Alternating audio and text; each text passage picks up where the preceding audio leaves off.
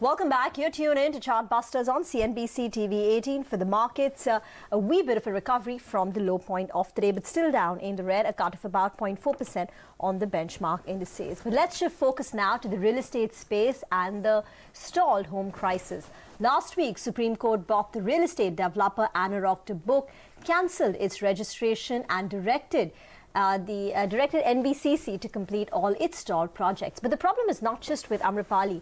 There was a report which came out of Anarock which suggested that 220 projects have been halted in the top 7 cities alone, with 66% of the halted units already sold to buyers. To discuss this and more, we're now joined by Prashant Thakur, the head of research at Anarock. Prashant, if you could first, walk us through what your research, throws up, and now plus this real estate subvention scheme, this, 90-10, 80-20, which was offered to lure customers, has also been scrapped. How much of a dent is that going to have now, incrementally? So, as of now, we speak close to 1,74,000 units are stuck. Those are, spread across the 7 cities of the country. And this translates into 1.7 lakhs crores of inventory that is stuck. That's not the construction is not moving anywhere. NCR has the maximum share, close to 1,18,000 units are stuck over there. And then, MMR is, second in terms of number of units, which is 38,000.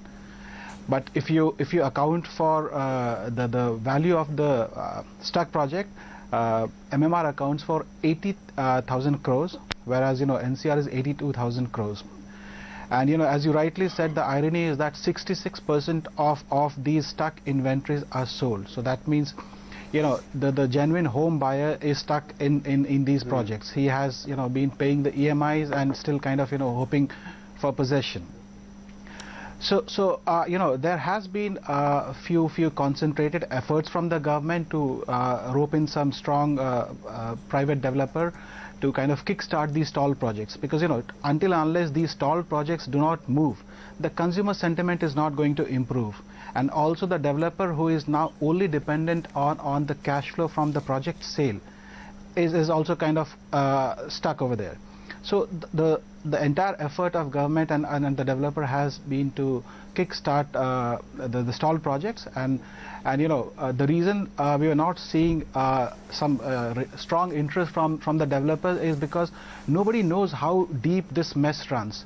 Nobody knows whether the money that is supposed to be collected from the homeowners, the remaining money, will that money be sufficient for the completion of the projects. So that's the reason we have not seen some private players coming forward to take up these stalled projects, and that's where we saw Supreme Court taking a hard stand, where Supreme Court has directed NBCC to take up the project of Amrapali, which is close to 42,000 units, and NBCC will get 8% of the entire construction cost as fees. So this is one positive move, and I think this is going to set a template for rest of the private players. If this arrangement works quite well, I think many private players would be encouraged to take up this model to clear the stalled projects. So I think this is a positive move, but yet we need to see how this thing goes through. Absolutely, Prashant. Like you say, it is a sorry state of affairs in the home buyer space. You did allude to the Supreme Court order coming in for Amrapali and trying to help the home buyers. But do you think that itself is enough to relieve the stress that there is right now? Any other things that the government should do, according to you? See, I agree that's not enough, but I think there is a first positive step towards something concrete happening. What we are seeing right now, as we speak, close to 15 lakhs of projects are under construction, and out of which, if close to 1.7 lakhs of unit is stuck. I think there needs to be a start somewhere, because the liquidity crisis has stopped the funding. The homeowners are not buying because they see everywhere negative news coming out. They see the project being stuck. So this was one step that has been done. I think this is a fairly positive step. What else could be done, in my opinion, would be they should provide something for easing out the liquidity. Everybody was hoping that during this budget the government would announce some special window for easing out the liquidity, but that didn't happen, unfortunately. What else could have been done was, or what else could be done was, government should allow bank funding for land, especially for the affordable projects. So the affordable project, which is actually finding takers, they get some kind of boost. So government has definitely given some kind of positive boost in terms of tax stops and other incentives, but I think these are some additional steps that are required. All right, we'll leave it at that, Prashant. Thanks so much for joining in. So it's indeed a very grim picture. 1.74 lakh units have been stalled across the top 7 cities, of which 66% have already been sold to buyers. So those buyers are already stuck paying their EMIs and they have no sign of getting their project back. But let's talk about the auto sector, because that's where you're seeing those deep cuts across the board. Tata Motors down 5%, Bajaj Auto down 4.5%.